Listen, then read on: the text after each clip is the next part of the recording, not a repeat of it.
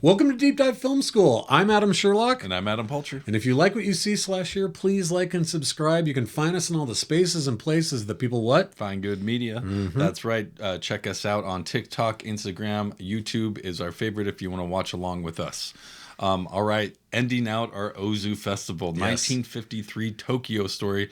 The oldest one. A lot of these movies are actually pretty close to each other in as far as years made. Mm-hmm. And this is the newest one. Yeah. It also kind of looked like one of his older ones, honestly. Yeah, very much with so. the way it looked, the quality of it seemed like it was older, as opposed to like Floating Weeds, which looked amazing. Yeah, totally. And the only color one too. Right? Yeah, and I think that he had a couple other color movies, but I do think this one, and I don't know if it's that he just went back to the similar style because this is again the third in the Noriko kind of the unofficial Noriko trilogy.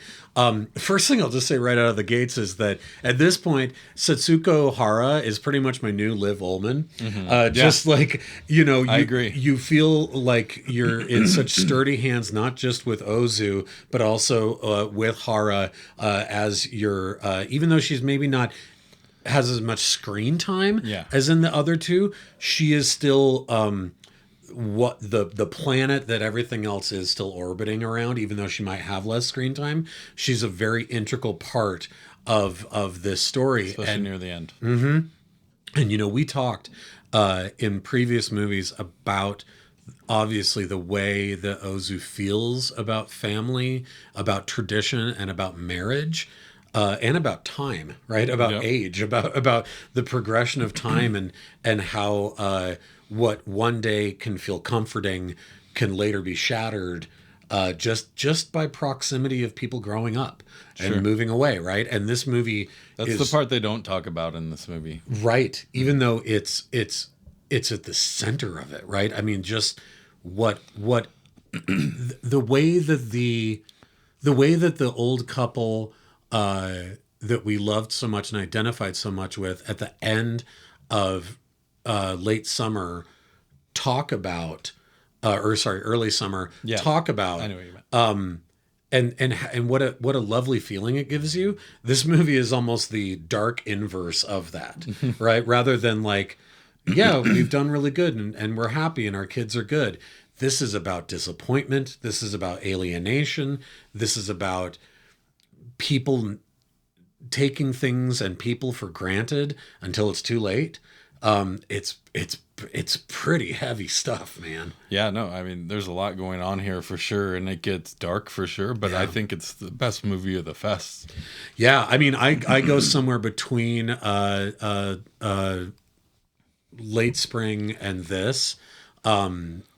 But it is like it's neck and neck of those two. Like this was the biggest thinker for me after I watched it. Looking at the cultural norms of those days, right, and understanding this is 1953, World War II has just ended.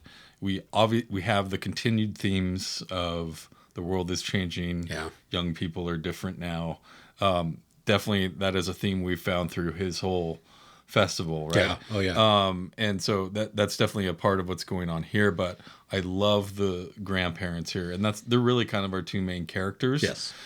But it's the world around them and how little it takes to satisfy them, like the simplest thing, right? Yeah.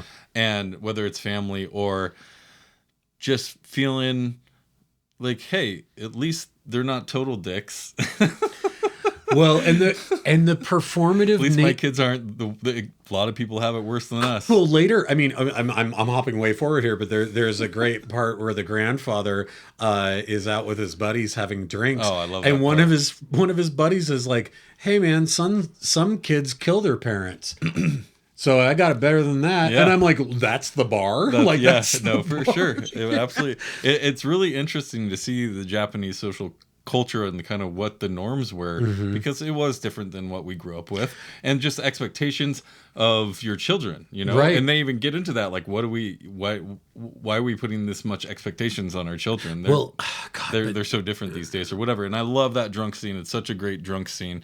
But the whole idea of these eating, dressing up, being fancy, all of that is like too self-involved, right? Mm-hmm. It's too self-involved. It's a special thing. So when you are able to do that, and they do travel on the train, and they don't really say how long it is, but they do sleep, so it's at least overnight, right? Well, and there's a moment where the grandmother actually says to the kids, like, this might be the last time we see each other, because it's that far, at least to Like, her mind, for her to travel that far. And you talked about this when we did late summer or late spring, which is these are movies that are very much about working class people. And so again, that same idea of like, well, the grandparents don't have these means. Like, this is a big deal for them to come to Tokyo For sure. and visit their kids. And the one part that doesn't feel old and doesn't feel culturally different, that I think is the thing that stood out the most to me with this movie, is how spending time with your parents can come across as this performative thing. It's a burden. Yeah, it's a burden. Where even when they have had enough and they're like, we're headed back home, and their daughter, who, like, again is, and I can't think of the actress's name, but Time she's with family is cherished. well, this actress who's been in all of these movies, who's just an incredible actress. I don't have her name here, but Show a picture. yes, and she. She's a real asshole in this movie. She's really shitty, to the point where, like, she doesn't even tell a coworker that they're her parents. She's like, oh, there's some friends from the country. I'm like, what a fucking slight, man. Like, you can't even say they're your parents.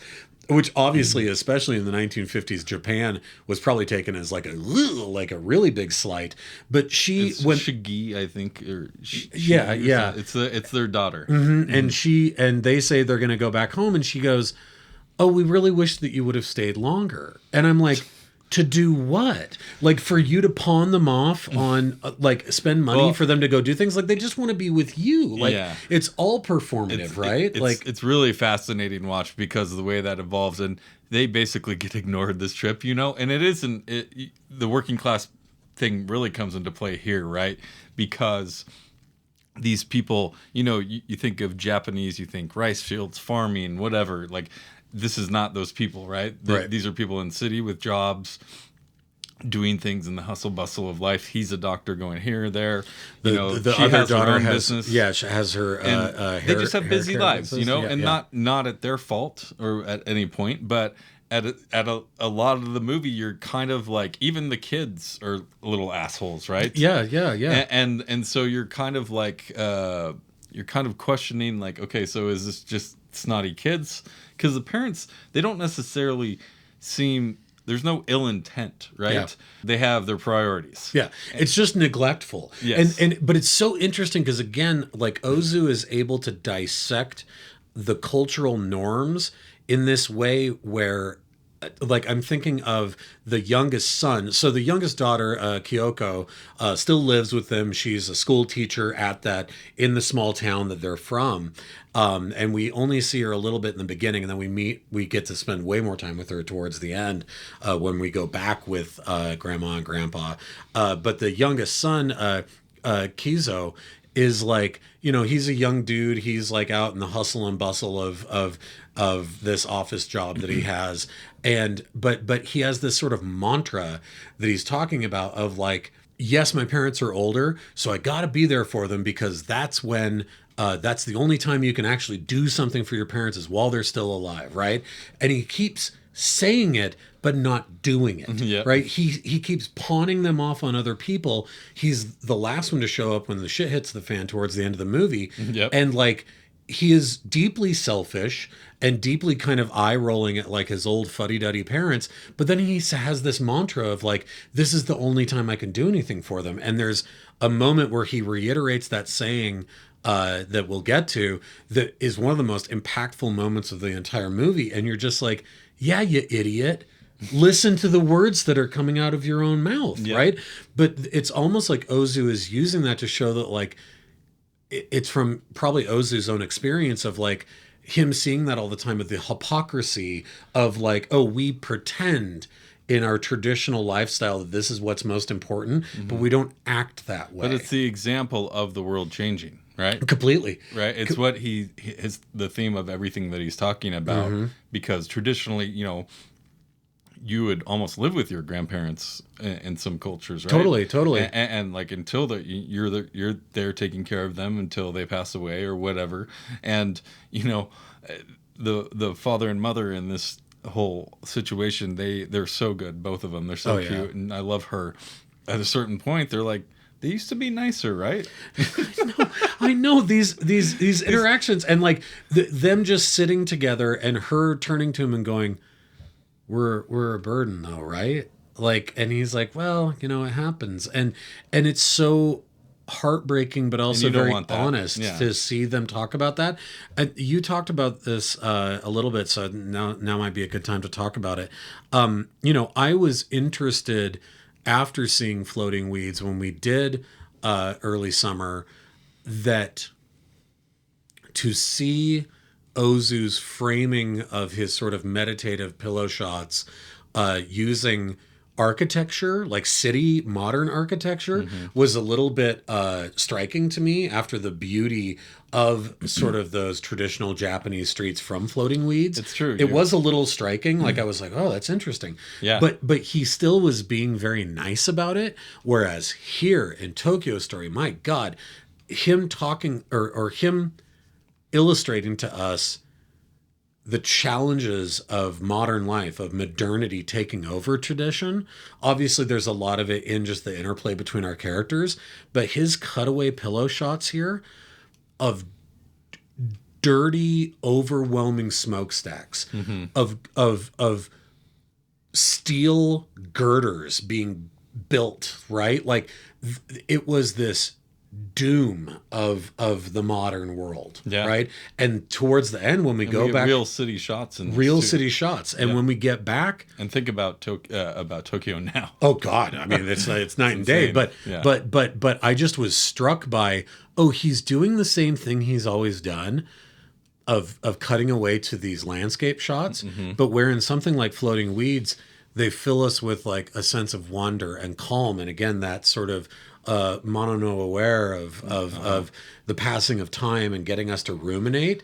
The ones here looked like something from fucking Koyaanisqatsi. Like they felt polluted and dirty and gross, right? And looming in this sense of dread that I've never gotten from any of his other movies, where I was like, and it goes away when we go back with the grandparents to their small farming town. We suddenly do have beautiful reeds again. We suddenly do have the ocean again. We suddenly do have calm again. But when we're in Tokyo for Tokyo Story, he is definitely telegraphing that to us of like, modernity, this is what it looks like. This is what you get. You get smokestacks polluting the air, right? Interesting. Yeah, he really loves the fly on the wall aspect of the camera. Absolutely, for sure. Even in the exterior stuff, that it was different than the other stuff. It felt darker, right? It felt like a different vibe than like his earlier films. Yeah, absolutely. And the way that it evolves with the grandmother and how much they're just, like you said, you mentioned this scene earlier where she talked about that because she can't make it, and then on the way there she gets sick, right? And a couple of times she gets sick. So she has to stop where her other son lives and everything, and so he is doing stuff, but we don't really see it. But like how quickly life can be taken away. Yep. Right. And these things that were a burden or we took for granted, which we're just watching. We're watching the kids pawning them off on each other, and that the person that they pawn them off on, who actually cares, is Noriko. Is Noriko, who isn't even their biological kid. Yeah. Right? She's married into the family. She married into the family. Her husband died in the war. And their son. Yep, their son. And she is much more early summer Noriko. At least on the surface, she's very loving. She's already been married. So she's already been married. Woman. Yeah, but and she's had to cobble back together her. I mean, we talked about this with Late Spring. If Ozu's idea is that a woman marrying means that she loses herself and that's absorbed into her husband's identity. Yeah. what happens if that husband dies? Well, here she is, and she's trying to gain and all the only that back. family she has. You know, you talked about how different the grandparents' little town is compared to Tokyo, and I think one of the great examples of this is when they pay him off to go to the hotel for a couple of days or whatever, To the baths, yeah. and it starts getting pretty drunk, pretty wild, Pretty rowdy. nightclubby outside their Yes. room, and they're both staying up at night, not getting any sleep.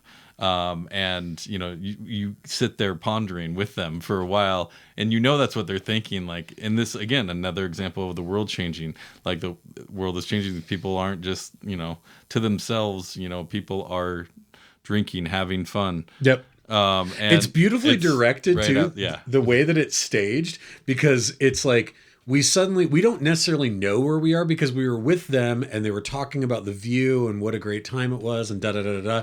And all of a sudden we feel like we're in this like smoky bar. Again, a very non-Ozu friendly kind of scene with these guys that are playing, you know, cards or gambling or whatever, and they're all smoking and laughing. Yeah. And then I remember being like, what's this? Where are we? Like, is this where the sun's at? And then all of a sudden we cut to the outside of their door with their little shoes in front of it. And I'm like, oh God, we're still at the baths. And then it cuts to inside the room and they're both laying there totally wide awake. And I was like, it's a great little comedic beat. He injects some humor into his movies. It's not a lot. Yeah. And this movie does get dark, but it's nice to have those little moments. Completely. Like that, And right? Ozu did talk about that this is his most, of course, in perfect Ozu fashion, if you've read some interviews with him, he's so self-deprecating. He's like, oh, well, Tokyo Story is definitely my most melodramatic movie. And I'm like, it's not melodramatic. It's just that you showed actual things happen.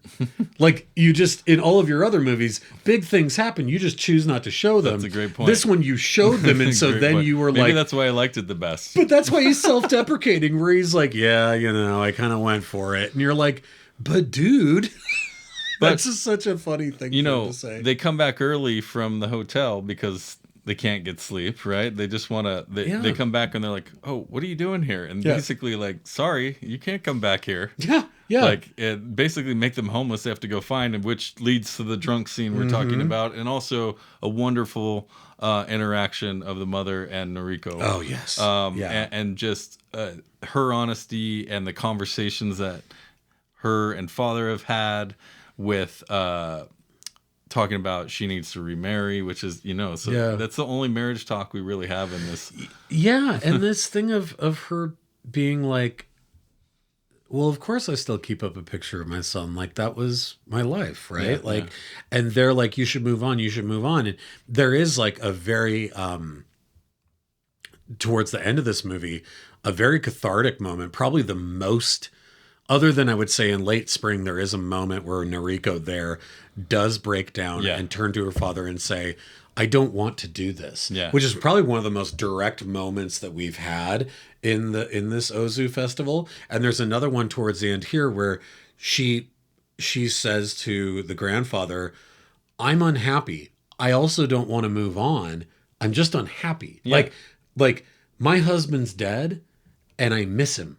And I don't want to do this. I'm lonely, but I also don't want to move on, right? And that could somehow be okay to say that. And it shows I guess it's like this sense of like Ozu is so confident in his singular vision that he can hold back for so long that when a person just says a thing they want, that in any other movie you'd be like, that's screenwriting 101. Have a person say the thing they want. How about don't have them say it? Right. Or dance around it. Yeah. Have them not say it forever, that when they finally do, it's earth-shattering to us. Yes. And I just was like, what a simple way of like creating your own world, right? Of these characters dancing around an idea for so long that when they finally say it, we go, thank God, right? That really is so much of this movie is, I was thinking of, it's a weird movie and I didn't love it.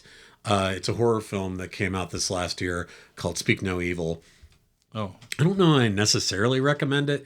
It's beautifully shot, but it's very much about, I'm going to get the nationalities wrong, but I think it's either Finnish or Norwegian, but it's like it's the whole movie is about how people from this culture always try to be socially nice and not actually call out something when someone is stepping over a boundary. And it basically essentially by the end of this movie gets a group of people killed, right? Like that they keep letting these other people who are the antagonists step over these boundaries, but they're like, well, that's okay, I don't want to ruffle feathers, right? And I was thinking about that movie with this movie because I was like, that's sort of what's happening here, is that like the grandparents only when grandpa's drunk can he be like, I am scene. fucking disappointed. Right? Like, no, I was gonna say, like, as fun as that scene is, like, a lot of the feelings are on the surface there. You know, they both have, you know, I think they get. He stays with an old friend, and he's friends with the police chief, and they go all out drinking all night and get hammered. Yes, and drinking sake all night. But there's some really, you know, drunk sincerity that happens throughout this, and we get some sad and wasted. And this is when he talks about we expect too much from our children. Yeah, right? It's a pretty intimate part of the screenplay. Grandpa says, losing your kids is hard, but having them alive is hard too. And I'm like, yikes. Like, that is huge. Yeah. Right? Like, just that honesty only in true drunkenness. I'm sorry, I cut you off. Where is their spirit? No, you're fine. The father shows up drunk at the house with his buddy after this whole thing, right? We get to her house, the mean daughter. Her character, she. He's even more of a burden than he was before, right? Because now it's reminding her and of being he a brought little a buddy kid. with him. Yeah, exactly. He brought his friend. And the cops are knocking on there. Yeah, like, I love that she doesn't know. She's like, and you brought a friend and now. She has to move sleeping, and it's just like, oh man, like, I can't wait for Which, them. I mean, I can see. I love them. Like, they love them. You never doubt that they love them. They just aren't considerate towards them or thinking about what, like you said, like, you need to spend time with your parents. Everyone, you too, out there listening and watching, spend time with your parents if you can. Don't do what these people do. Because what ends up happening is that grandma isn't just sick, like grandma is deathly ill. And when the telegram and phone calls start coming into the kids, I was taken aback at their kind of callousness, their cold, just their calculated coldness about like, so does that mean we have to go? And it's like, your mom is probably going to die, but it's like they are in such a state of denial that anything will ever happen to their parents, right? I mean, part of it is this like unwillingness to engage, or they're busy, or they're like living this modern life in Tokyo. But I felt like another part of it is, it isn't until grandma actually dies that any of the kids realize that was ever a possibility that could ever actually happen. It's like that it never even occurred to them that their mother could ever actually be gone. And once she is, this second guessing, this talking themselves up of like, well, it was good that they came and were able to see us, right? Well, they try and make themselves feel better. But I mean, my God, but even that there's a child at the end who recognizes it more than they do. Totally. Right? Like that is when they come back home. Yeah. They're having this great dinner where, you know, after they've been sad in this whole funeral scene, which we can talk about if you want to. In a second, yeah. It's a very interesting scene, but this is kind of the dinner after. Yeah. And they're all kind of reflecting on the good things and some funny stories and kind of reflecting, and then it within minutes goes to like, well, I probably got to leave today. Well, and she is like, oh, well, and what about that scarf that mom had? And what about that dress that mom had? Inherit some stuff. All those things. And it's like, and it's great that Kyoko is like, after she leaves, Kyoko's like, her body's still warm. Like, what the hell was that? Like, she's already asking for stuff. And, you know, poor Noriko's like, hey man, everybody grieves differently. You know, she's still trying to be this peacemaker in the middle. She is. And you know, you see people going through their own stuff during that funeral scene, and it's an awesome scene, and almost nothing is said. And it's, you know, it is these pillow shots of cutting away. What am I supposed to be thinking? He does a nice pan too as well. And it's also, again, one of the only, just like how in late spring we saw the kabuki play, here we see a funeral. Yeah. We've never seen a wedding. Still no wedding. But he's willing to With show all the us marriage talk. Yes, We never he's saw willing it. to show us the funeral, and I was so impressed that we saw the funeral sort of in whole cloth. I'm glad we did because you do get to see everyone go through their own shit, but then, you know, back to their own lives. Well, and Kizo, that's when Kizo goes out and he's sitting there, and God, this right. is another one of these magical moments. Great moment. And he, you know, they're in doing this sort of votive chants. Kizo says, "I hate that sound. I feel like every time they do it, my mom is getting smaller, like she's fading." And then he says again, he's like, "I can't do this." And he goes, "How is a son supposed to help his mother when she's not alive?" So it's that same mantra he's been saying this whole time. And now finally it's sticking. And poor Noriko's just like, yeah, dude, Like, I don't know what to fucking tell you. someone that we haven't talked about that had to have been influenced by Ozu is Miyazaki. Oh, yeah. Like, just some of the things you're talking about, like, I could just see Oh, yeah. Miyazaki visually just making that happen. Interestingly, I read an article a while ago about Studio Ghibli and specifically Miyazaki, but also, and I can't think of the artist's name who did Grave of the Fireflies, but that those films, the pillow shots, the establishing shots were completely something that came from Ozu. And here's a crazy thing to think about. Going back, because I read this and then I was like, oh, and I went back and watched a couple of different clips of Miyazaki, and I was like, Miyazaki has pillow shots that are drawn. Yes. So you're not even setting up a camera to get a that's shot. The amount totally of different time that it takes to For the detail. animate Yeah. a pillow shot, that you're not going to have a crazy little galumphing monster like running around and being cute, but instead just watching the leaves move through the trees. I'm like, that takes a shitload of work. And to be like, no, this is an important scene in this animated movie I'm making, that there's no characters in it. It's just an animation of the landscape. I was like, that's brilliant, but it is very true. So my favorite part of this movie is this ending with Noriko and the conversation. And, you know, mom didn't just get sick. She's in a fucking coma. Yeah.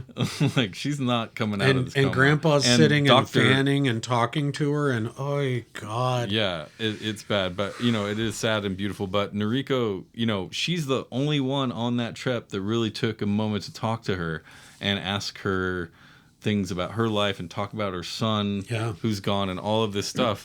And we see all these emotions through this funeral scene, and the only one we actually see cry is Noriko. Yep.